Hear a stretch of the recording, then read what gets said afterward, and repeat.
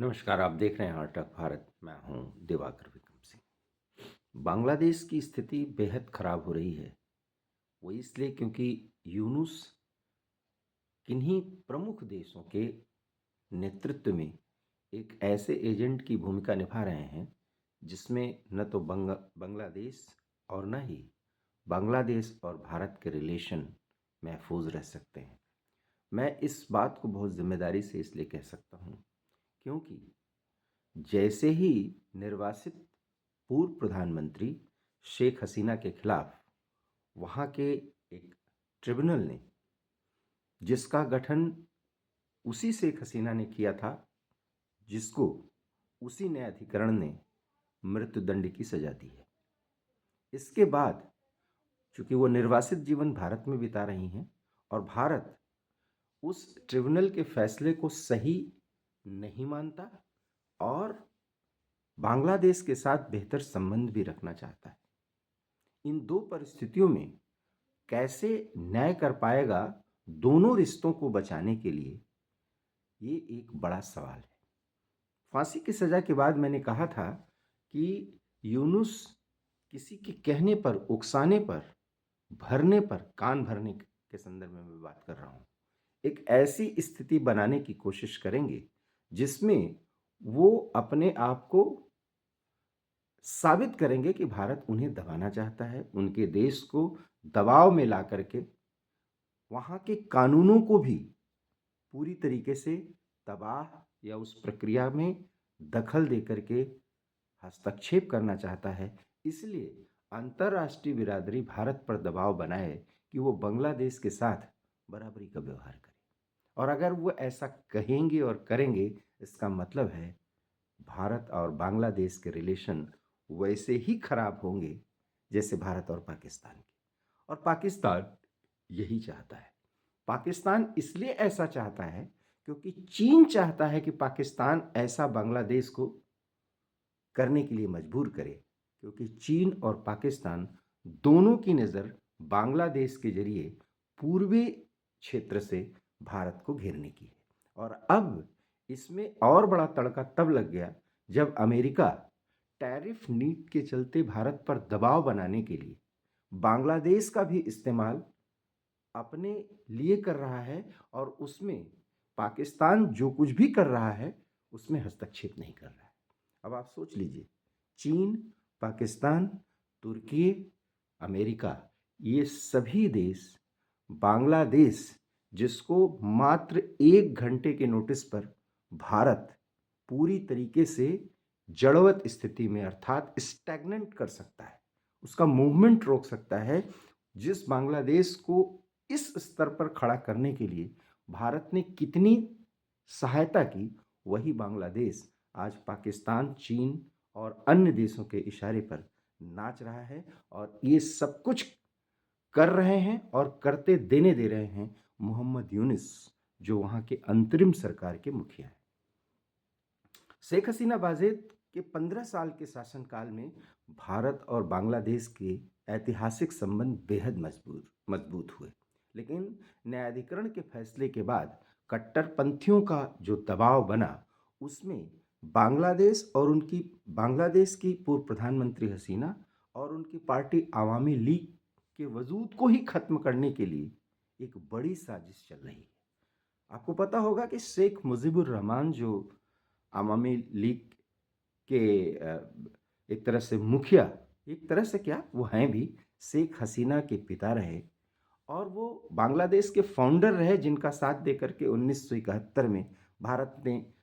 मुक्ति वाहिनी को वो लीड कर रहे थे। भारत ने बांग्लादेश को आज़ाद कराया था और उसी पाकिस्तान से आज़ाद कराया था जिसके हुक्मरानों के आदेश, और सैन्य हुक्मरान थे वो, उन्हीं के आदेश पर बांग्लादेश के,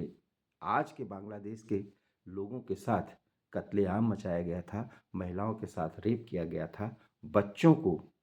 जिंदा जलाया और दफनाया गया था। ये तक वहाँ की खबरें हैं और वो रोमांच से भरपूर थीं वो स्थितियाँ, जब भारत ने बांग्लादेश को बचाने के लिए, बांग्लादेश के लोगों को महफूज रखने के लिए अपनी सेना बांग्लादेश में उतार दी थी। आज वही ढाका और वो तमाम देश, वो तमाम जिले भारत विरोधी गतिविधियों का केंद्र इसलिए बन पाए हैं क्योंकि पाकिस्तान की आईएसआई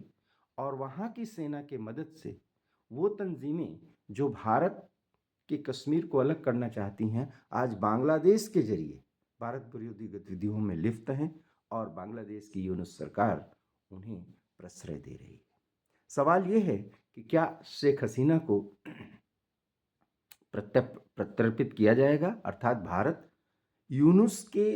अनुरोध पर और दबाव बनाने की रणनीति पर पूरी तरीके से अपने आप को यूनुस के लिए प्रस्तुत करेगा? ये बहुत बड़ा सवाल है, क्योंकि भारत ने अगर शेख हसीना को सौंप दिया, प्रत्यर्पित कर दिया बांग्लादेश को, तो ये उसकी एक बड़ी कूटनीतिक हार होगी। लोग ऐसा कह सकते हैं कि एक व्यवहारिक राजनीति का तकाजा है कि किसी दूसरे देश के मामले में हम हस्तक्षेप न करें, और कूटनीति ये कहती है कि वर्तमान सरकार के साथ या बांग्लादेश के साथ संबंधों को मजबूत बनाने के लिए हमें प्रत्यर्पित कर देना चाहिए। और ऐसा ही कुछ बयान चीन की तरफ से दिया जा रहा है कि अगर शेख हसीना वज़ीद को फांसी की सज़ा दी गई है तो ये बांग्लादेश के आंतरिक मामले हैं और ये बांग्लादेश की सरकार निपटे। लेकिन भारत का रुख चीन की तरफ नहीं हो सकता, क्योंकि चीन ही तो ये सब कुछ होते हुए देखना चाहता है, जबकि भारत ये जानता है कि जो भौगोलिक परिस्थितियां जिस तरीके से नॉर्थ ईस्ट से जुड़ा हुआ है बांग्लादेश, अगर वहाँ पर भारत विरोधी गतिविधियां और भारत विरोधी सरकार बराबर वजूद में रही तो ये भारत के हित में नहीं है। और चूंकि शेख हसीना भारत के समर्थन में रही हैं और भारत और बांग्लादेश के संबंधों को मजबूत करती रही हैं, इसलिए शेख हसीना के राजनीतिक वजूद को और उनके जीवन को बचाना ये भारत का डिप्लोमेटिक तरीका भी है और ये कर्तव्य भी है और देश के हित के लिए है, दोनों देशों के हित के लिए। लेकिन कट्टरपंथी ताकतें जो चाहे भारत में हो, चाहे बांग्लादेश में हो या पूरी दुनिया में हो, वो शेख हसीना के बचाव में जिस तरीके से भारत सरकार उतरी है उसका विरोध कर रही हैं और उसमें भारत को दबाव में लाया जाए इसके लिए कई ऐसे तर्क दे रही हैं जिसका एक दबाव भारत सरकार महसूस कर सकती है। लेकिन अब भारत की कई न्यायिक संगठन से जुड़ी हुई संस्थाएं जो अंतर्राष्ट्रीय स्तर पर एक दूसरे से सहयोग करती हैं, वो भी शेख हसीना के समर्थन में खुल करके आ गई हैं। और शेख हसीना जब तक वजूद में रहेंगी, चूँकि आवामी लीग जो बांग्लादेश में उनकी पार्टी है वो इतनी मजबूत है कि जैसे ही उनको फांसी की सज़ा दी गई उसके बाद बांग्लादेश के अंदरूनी हालात इतने ख़राब हो चुके हैं कि यूनुस उसे संभाल नहीं पा रहे हैं। चूँकि यूनुस अंतरिम सरकार के मुखिया हैं, वो परमानेंट बांग्लादेश के मुखिया के तौर पर नहीं रह सकते, उन्हें हटना है। लेकिन उन्हें हटने से पहले चुनाव कराना है और चुनाव में वो धांधली करा करके वो सब कुछ करना चाहते हैं लोकतंत्र के नाम पर, जो पाकिस्तान चाहता है, चीन चाहता है, अमेरिका चाहता है, तुर्की चाहता है। जबकि भारत एक निष्पक्ष चुनाव के जरिए एक ऐसी सरकार को बांग्लादेश में आते हुए देखना चाहता है जो भारत के लिए मुफीद हो। बहरहाल यूनुस की कोशिश है कि वहाँ एक और पार्टी जो आवामी लीग के विरोध में है और वो भारत विरोधी गतिविधियों के लिए जानी जाती है, वो है बांग्लादेश नेशनलिस्ट पार्टी, और उसको भी वहाँ के कट्टरपंथी जो पैन इस्लामिक फोर्सेस हैं जिसको पाकिस्तान का सहयोग है वो बहुत ज़्यादा सहयोग कर रही हैं। और यूनुस की भी कोशिश है कि उसी तरह की पार्टी सत्ता में आए, क्योंकि वो पाकिस्तान, चाइना और कुछ और देश जो भारत विरोधी गतिविधियों में बांग्लादेश का इस्तेमाल करना चाहते हैं, वो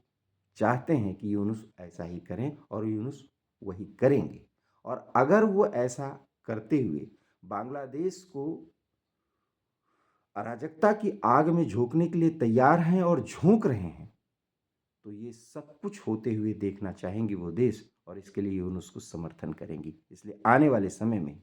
बांग्लादेश और भारत के रिलेशन बेहद तनावपूर्ण होने जा रहे हैं। उन परिस्थितियों में जब पाकिस्तान आतंकियों के जरिए भारत से ऑपरेशन सिंदूर का बदला लेना चाहता है, ऐसे में बांग्लादेश का एक बेजा इस्तेमाल करने की वो भरपूर कोशिश करेगा, जिसे रोकने के लिए भारत को बड़ी कार्रवाई करनी पड़ सकती है। इसलिए अगर पाकिस्तान को निशाने पर रखना है